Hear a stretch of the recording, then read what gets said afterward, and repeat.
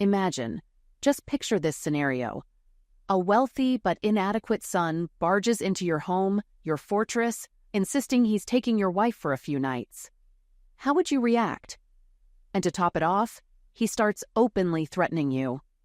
My initial impulse was to tackle him and deliver a few punches to his arrogant face, but I opted for a different approach. As I wrapped up loading my tools into my pickup truck that Thursday afternoon, my mood wasn't the best. The client I'd been dealing with for the past fortnight seemed unable to make up his mind about the staircase project. Constantly requesting alterations to the original plan, the latest change demanded this morning was so extensive that it necessitated dismantling a significant portion of the work already done. Furthermore, consulting with the architect and engineer was imperative, as accommodating the client's latest whim meant redrawing the structural plans. Consequently, the following day unexpectedly turned into an off day. I'm Kenneth Morrison, the lead artisan and proprietor of a small woodworking carpentry shop specializing in crafting top-tier staircases. My clientele comprises affluent mansion owners, hotels, restaurants, and offices willing to shell out well over $50,000 for a bespoke artistic staircase. At 34, I'd been married to Daphne Tupper, 29, for 4 years. Daphne, a successful lawyer at Kramer, Boylan & Hendricks, a law firm specializing in commercial and intellectual property law. We hadn't yet started a family, primarily because Daphne wanted to establish her career first. Arriving home at 4:30 p.m., I was taken aback to find my wife's car in the driveway. Typically, she worked late on Thursdays to have a shorter day on Fridays. Entering through the back door, my usual path after a day at a construction site, I noticed a slight water pressure problem. It was unusual to find Daphne in the upstairs shower at this time, as she typically showered either in the morning or before bed. After swiftly changing into more comfortable clothes, I made my way upstairs to investigate why my wife was home so early on a Thursday afternoon. As I suspected, Daphne had recently finished showering and was now putting on some enticing black fishnet stockings. A brand new black dress lay on the bed, patiently awaiting its turn to be worn. "Hey, honey, why are you home so early? Did I forget something? Do we have plans tonight that slipped my mind?" I asked. She looked at me with an expression I hadn't seen before, a hint of nervousness apparent, though she tried to conceal it. Letting out a sigh, she replied, "No, Kenneth, you haven't forgotten anything. I'm going out tonight and you're not. I'll be away until Sunday afternoon spending the weekend with Derek Kramer." "What? What are you talking about? Is it a business trip or something?" I inquired. "No, Kenneth, it's not a business trip. Derek has a hotel suite reserved for him and me. I'll be back next week, but this weekend is for him," she said, her tone defiant though her words seemed rehearsed. "No, you can't. I don't want my wife spending a weekend with another man. What is this nonsense?" I protested. "Well, you better accept it, Kenneth, because that's what Derek wants, and I advise you not to cross him," she chuckled. "So you're willingly going along with this scheme. You expect me to just accept it, suppress my feelings, and let you go, and then you'll return as my faithful wife after this weekend?" I retorted, my words dripping with sarcasm. "I never said it's just for this weekend. Derek mentioned he wants it to happen occasionally. So, yes, deal with it and keep quiet. Trust me, your life will be much simpler if you go along with it," she stated firmly. "We'll see about that. I won't tolerate this, Daphne. You better think about what you're doing because I won't let that arrogant guy control my life. If you think I'm a pawn you can manipulate without objection, you're in for a rude awakening," I warned. By then, she had finished getting ready for the evening. I went downstairs, grabbed a beer from the fridge, and noticed a Mercedes parking in front of the house. Mr. Smug himself emerged, walked up to the front door, and rang the bell. "Kenneth, that's Derek. Will you go answer the door?" she yelled from upstairs. I quickly punched in a code on the back door alarm panel, set up my cell phone for video recording, and put it in my t-shirt pocket to capture everything. Then I waited in the living room. I'd known Derek Kramer since Daphne started working for CBH 3 years ago. Our first meeting was at their office Christmas party. Derek, a man in his 40s, radiated a dominant aura. He seemed friendly with his partners and flirtatious with female employees and wives of male employees. However, around his male employees and the husbands of female employees, he was arrogant and disdainful. I took an instant dislike to the guy. Daphne descended the stairs with visible anger and opened the door while I observed from the living room, sipping my beer. She apologized for the delay, expressing uncertainty about her husband's manners, and then whispered something to Derek, though I couldn't discern her words. Derek, upon entering the living room, confronted me about an apparent issue with Daphne spending the weekend with him. His demeanor resembled that of a school principal addressing a disobedient child. Surprised by his audacity to assume authority in my own home, I firmly warned him to leave, my fists clenched. He laughed loudly with Daphne smirking beside him. He dismissed the idea of involving the police, confident they wouldn't intervene. Upon noticing my cell phone recording, he snatched it, attempting to stop the footage. Failing due to the password lock, he angrily threw it onto the ceramic floor, which predictably won the confrontation. He asserted his dominance, declaring that Daphne would spend the weekend with him regardless of my feelings, emphasizing that my opinion was inconsequential. Any attempt to intervene would result in dire consequences, including the exposure of alleged criminal activities. He warned against upsetting Daphne or taking any action that could jeopardize his plans.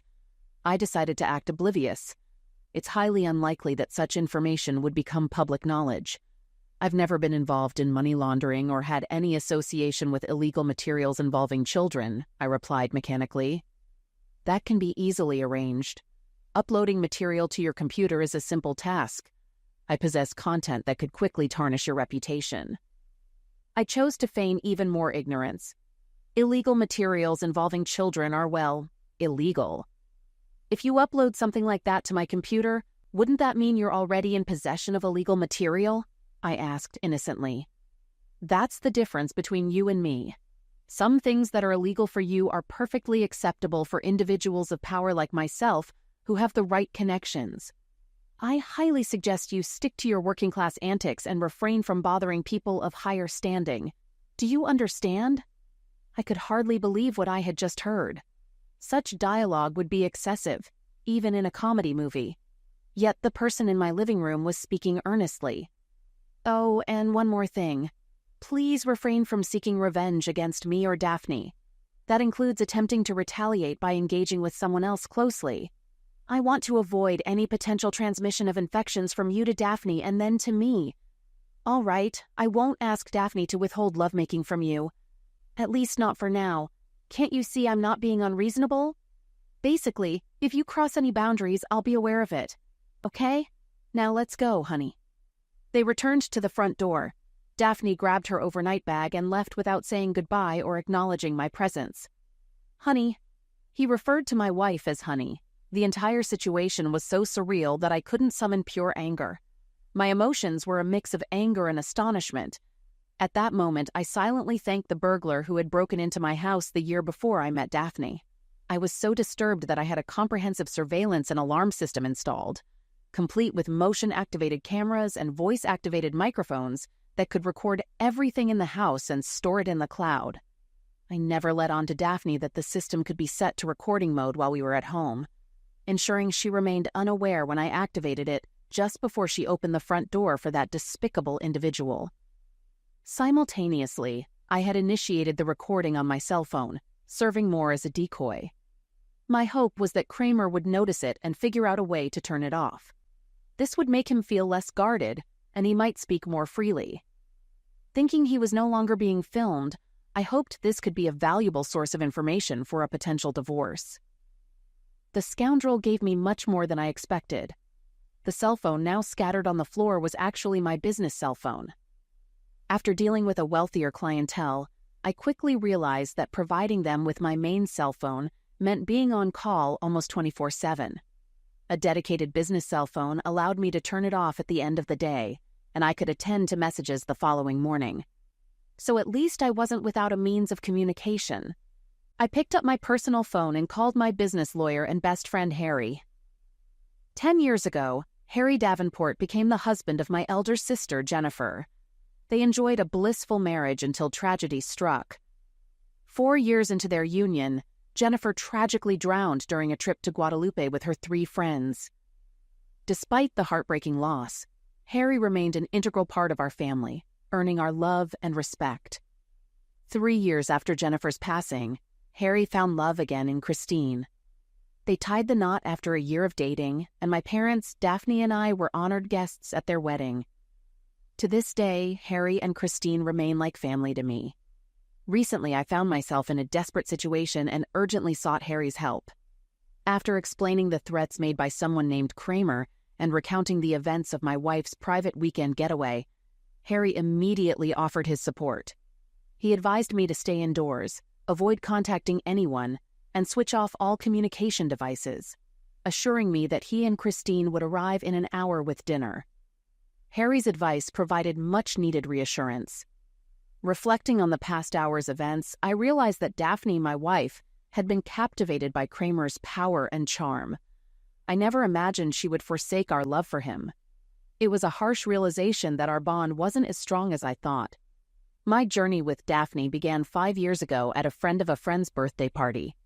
Despite being unfamiliar with most of the attendees, I struck up a conversation with Daphne, the sister of the birthday boy's army buddy stationed in Afghanistan. Our connection flourished, leading to a week of dating and eventual marriage the following year.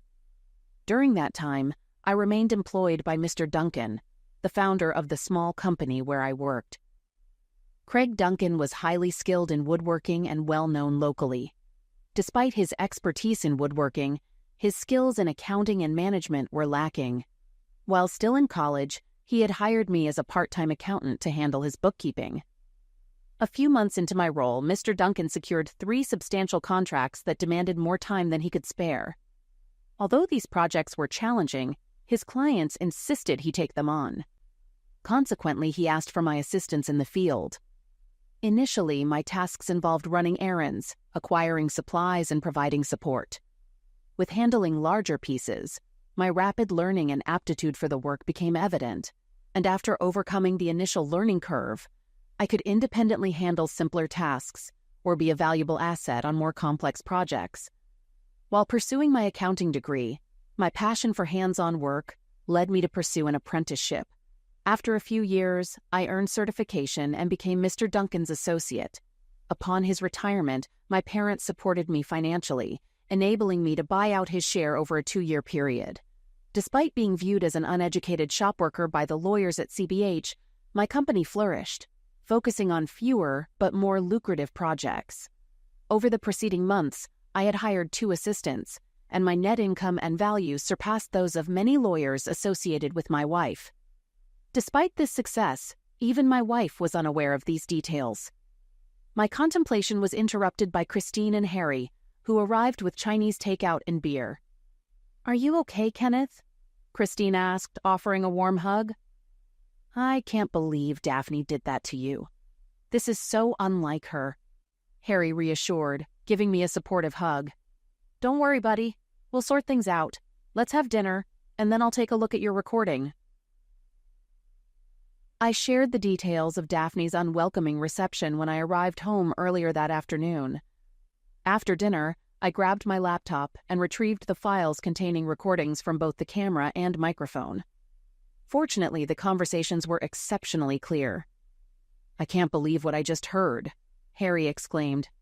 "Quite the arrogant guy," I remarked.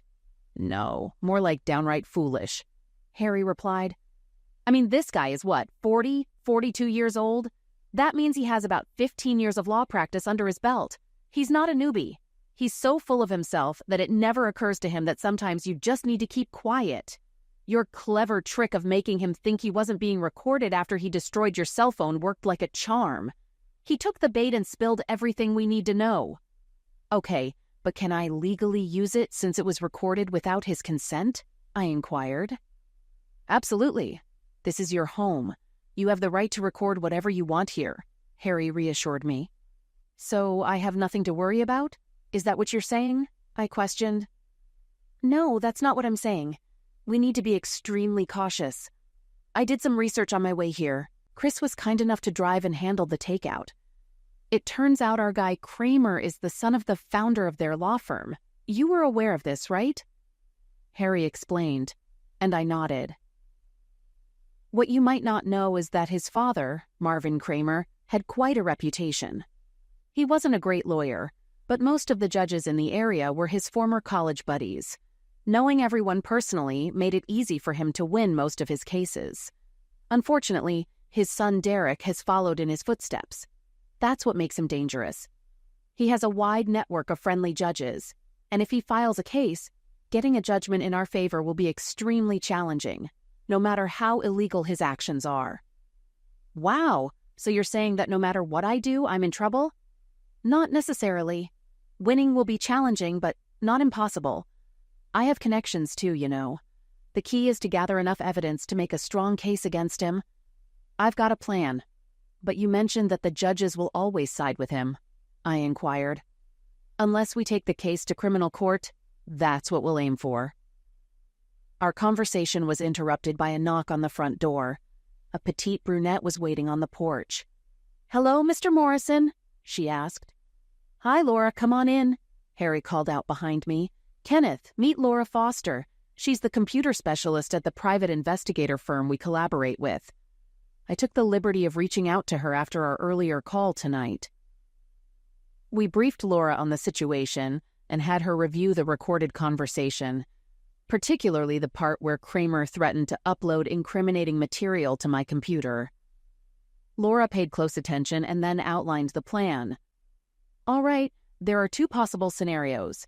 Either they come here during the day, likely with your wife's assistance, sit at your computer, change the date and upload their content, making it appear as if it was done before Kramer's visit.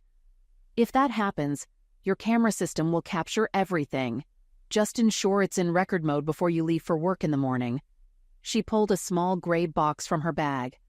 "The other option is remote access to your computer for their mischief. I'll install this module upstream of your modem to record anyone attempting to access your router and monitor what they try to upload or download.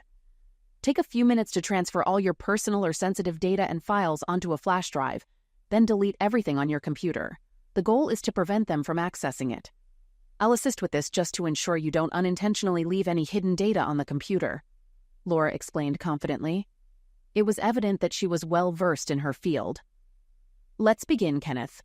Currently, your only evidence against him for blackmail is a recording.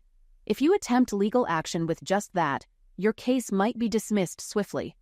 Public opinion doesn't view blackmail as a very serious crime, and the judges he knows may support him.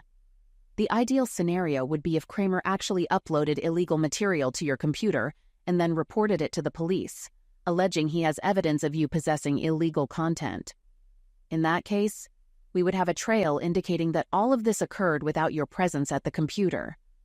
With the advance warning you received from Kramer, which you recorded, we would have enough evidence to build a robust case against him in criminal court.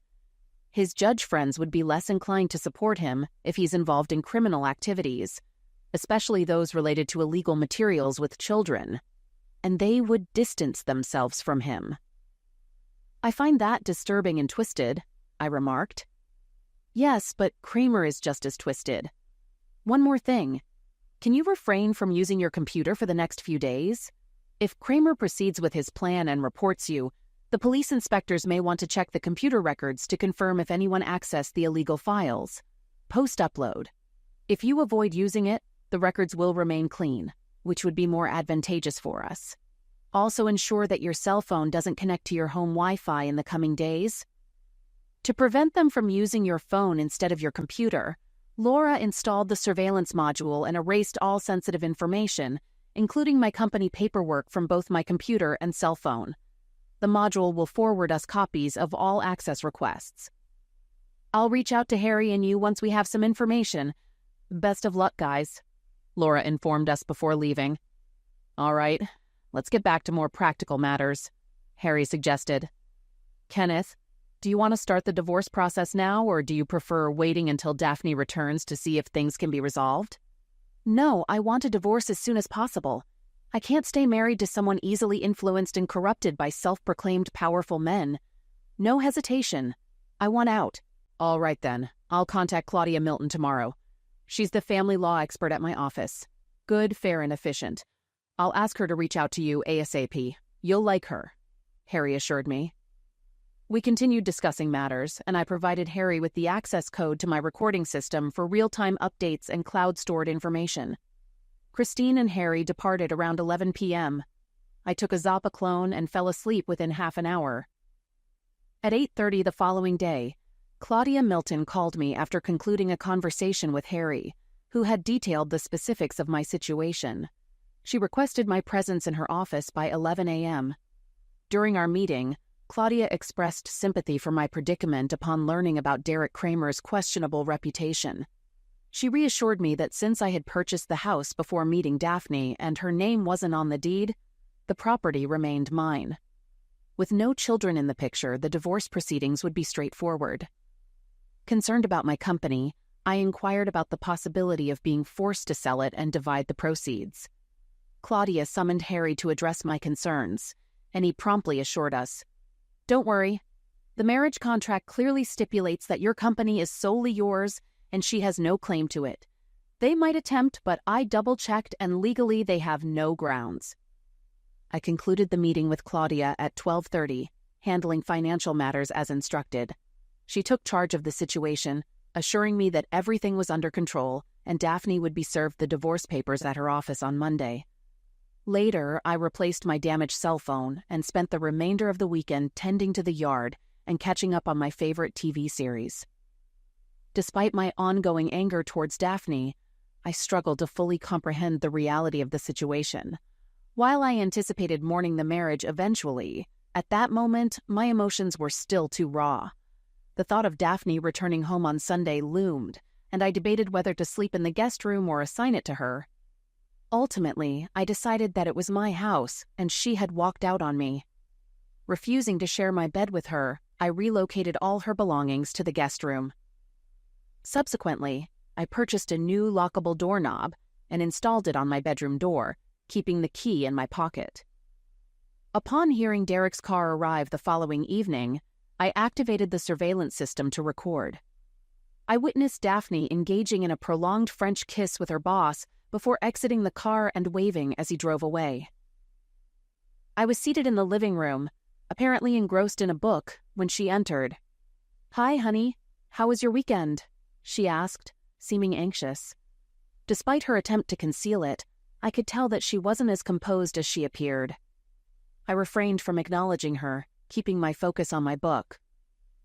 "Fine. Continue with your sulking. Derek was spot on when he mentioned you would act this way, suggesting you lack the intelligence to understand my needs or the maturity to accept your shortcomings." She ascended the stairs. As she left, I began counting. 1, 2, 3. "Kenneth Morrison, what's going on? Did you put a lock on our bedroom?" "Correction, on my bedroom," I responded calmly. "All your belongings are in the guest bedroom. You'll be staying there until you find an apartment." "What the hell? Wait until I tell Derek about this. This was not part of the agreement." "Agreement? What agreement? I haven't agreed to any of your partner's nonsense. Either you stay in the guest room or leave. Perhaps Kramer's wife can accommodate you in her marital bed." She glared at me, not uttering a word, stormed into the guest room and slammed the door. I followed her upstairs, yelling through the door, "Speaking of agreements, what was in it for me, by the way?" No response. I returned upstairs. After 15 minutes, my phone began buzzing with text messages from an unfamiliar number. "What's this I hear, cuck? You won't let Daphne into her own room. I thought I explained things clearly to you. Even someone like you should comprehend. For tonight, I'll overlook your childish crisis. Tomorrow, you'll prepare Daphne's favorite dinner and apologize for your behavior. If you behave the rest of the week, I'll permit her to be in bed with you next weekend. Fail to comply and you'll discover my threats are genuine. Follow my instructions. No questions. Clear." I couldn't believe what I was reading. This person bordered on being heartless, delusional, and foolish. I chose not to respond, but took a screenshot of the conversation and sent it to Harry. Harry responded 3 minutes later, saying, "Incredible. This guy thinks he's top-notch, but he's just a first-rate idiot. Keep the conversation intact and don't bother replying to him." Kramer continued to send a couple more acknowledgement requests, to which I remained silent. Eventually, he stopped reaching out. I didn't encounter Daphne again that evening. I went to bed, securing the door and leaving the recording system on, I texted one of my assistants, informing him of my late arrival the following day. I waited until the morning after Daphne had departed before getting up and preparing for the day. While having breakfast, I downloaded the recordings from my system overnight. Daphne hadn't left the guest room until that morning. She had used the guest bathroom for a shower and left without eating breakfast. Surprisingly, she hadn't attempted anything with my computer. As expected, I received a text from Claudia Milton. "Hi, Kenneth. Just confirming that the divorce papers will be served at Tenkodor this morning. I informed Harry as well. Have as good a day as possible considering everything." Before heading to the shop, I ensured my home system was still recording and set to send alerts to my phone. If activated, I had an 11 a.m. meeting with the architect to discuss final modifications for my current client. I kept myself busy with minor tasks until the meeting. I anticipated a call from Daphne shortly after being served, but it never came. At 10:45, I messaged Harry, expressing surprise at Daphne's lack of contact. "This means she's talked to Kramer about the divorce papers. They might already be scheming. I'll call Laura. Stay tuned," Harry replied. The meeting proceeded smoothly, allowing me to stay focused, surprisingly. I spent the remainder of the afternoon maintaining my tools and tidying up the shop. At 3:12 p.m., I received an alert on my cell phone. I texted Harry that the show was in motion. He responded with a thumbs up. I accessed my system and watched the live events unfolding in my house. Daphne had returned, accompanied by an unfamiliar man. They entered our home office and activated my computer. Minimal conversation was exchanged between them. The man spent a few minutes decrypting my password, then inserted a flash drive into my computer and engaged in suspicious activities for about 10 minutes. Thankfully, I captured clear images of his face.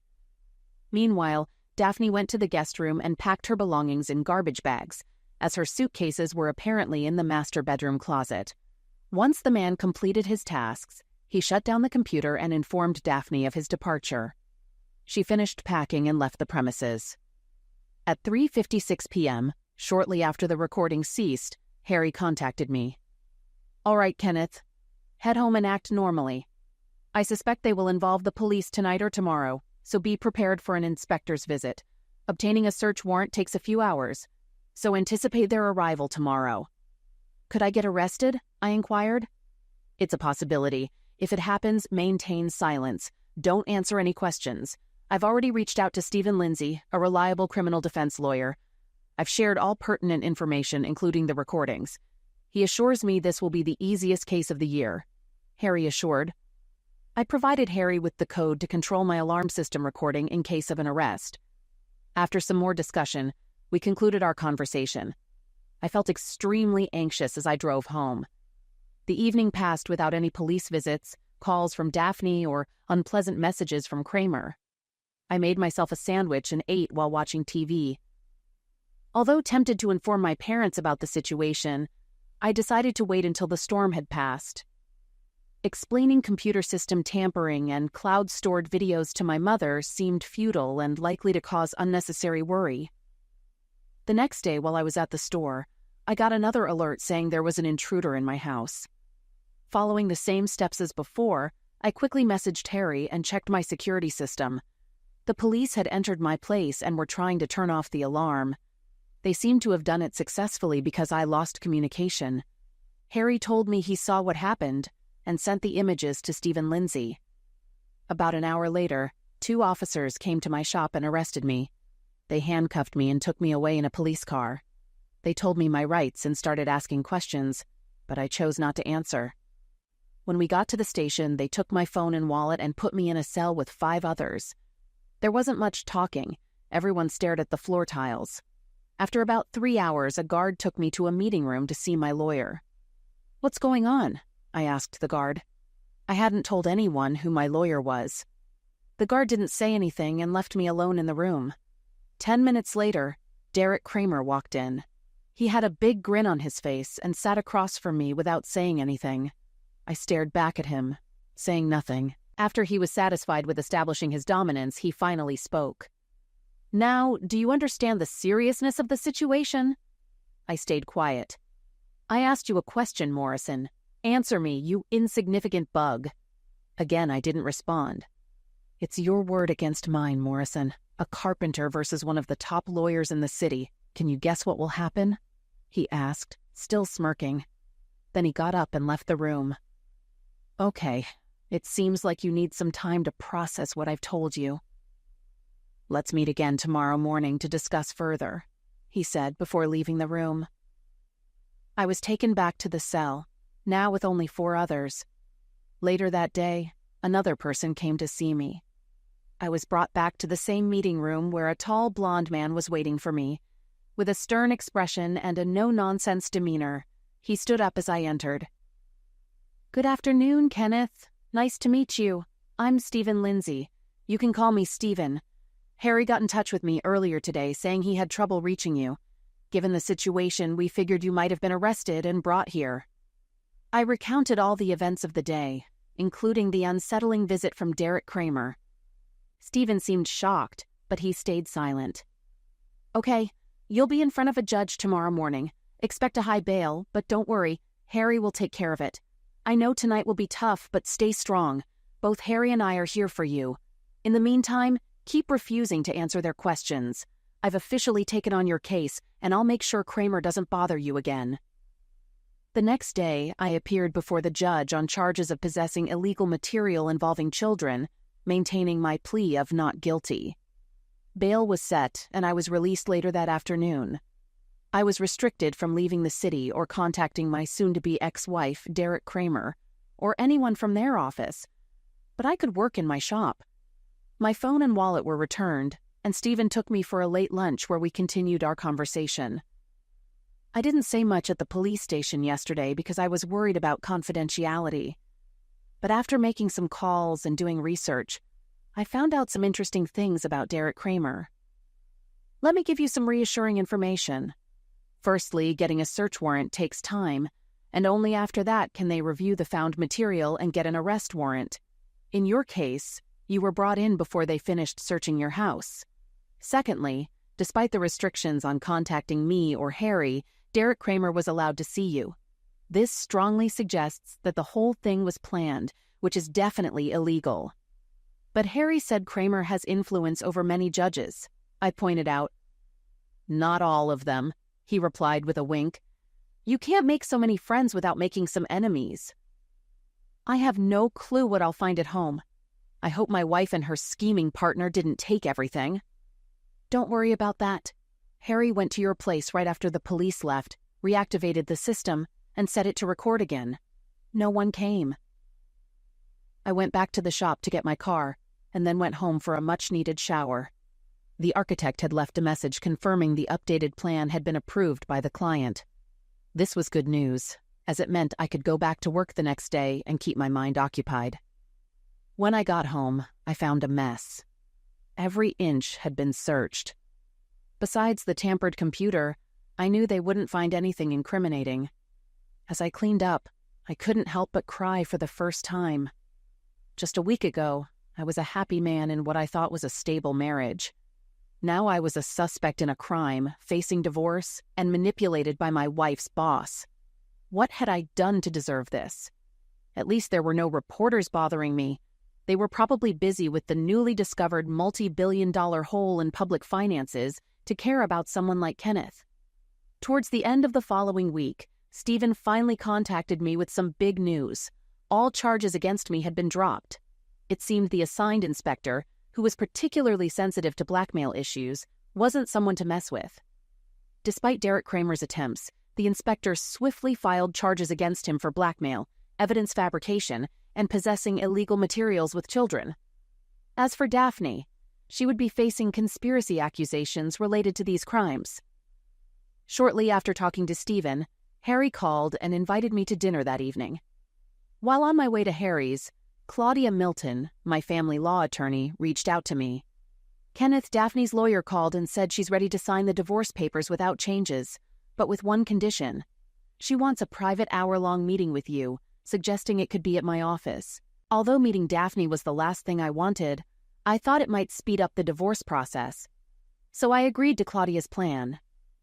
The evening with Harry and Christine was a much-needed break. the first relaxing one in 2 weeks.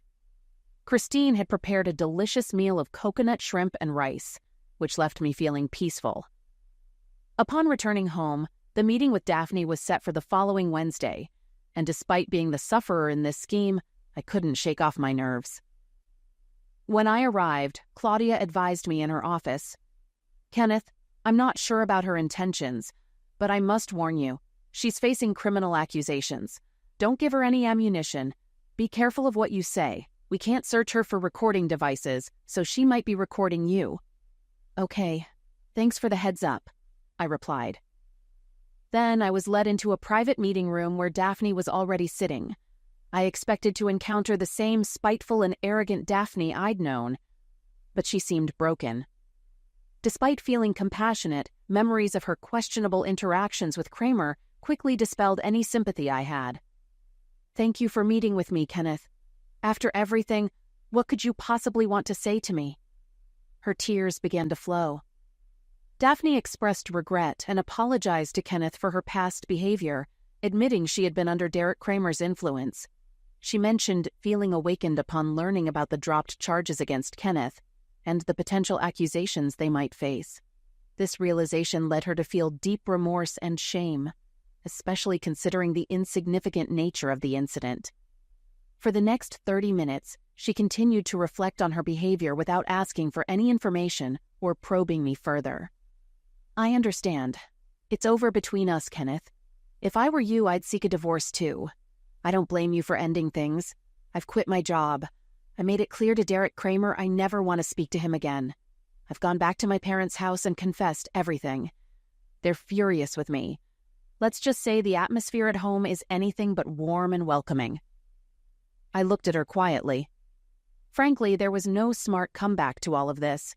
She had created her own mess, and now she had to deal with the consequences. The months and maybe even years ahead will be tough for me, Kenneth. I'm not sure what life holds for me. My only hope is that eventually, after everything settles, we might have a chance to be friends. "That's a long shot, Daphne. Very long. We'll see how it goes. Best of luck." I got up and left the room. Part of me still cared for her, but reconciliation was out of the question. Despite wanting revenge initially, circumstances had already made her miserable.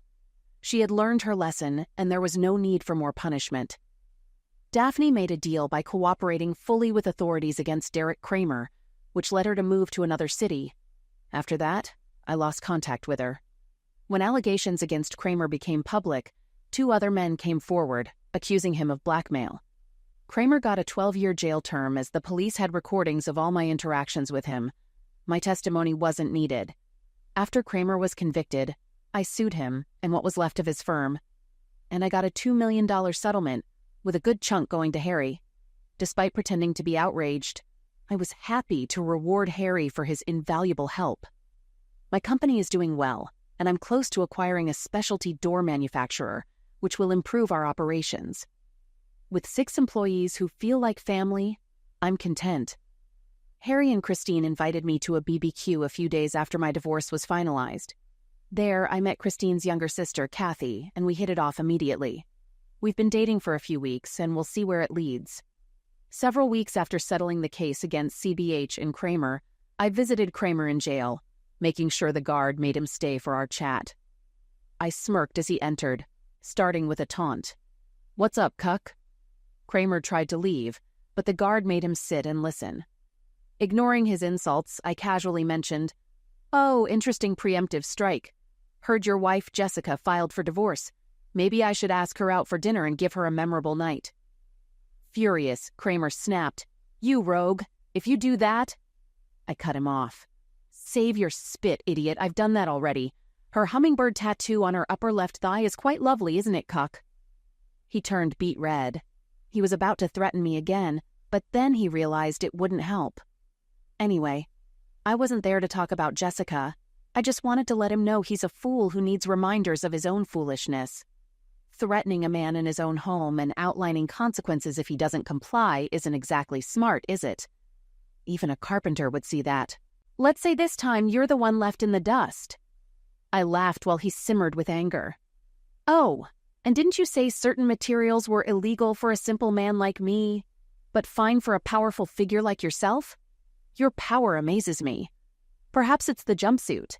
It suits you." Kramer was so mad he seemed close to a breakdown. "Before I go, I have something Jessica and Daphne thought you might find enlightening." I handed him a folded paper. He unfolded it and looked at it. "What the hell is this?" he asked. "Exactly." I chuckled. "It's a depiction of female gender organ, commonly referred to as a private part." I pointed to a spot on the drawing. "They wanted you to know that's the arousal point."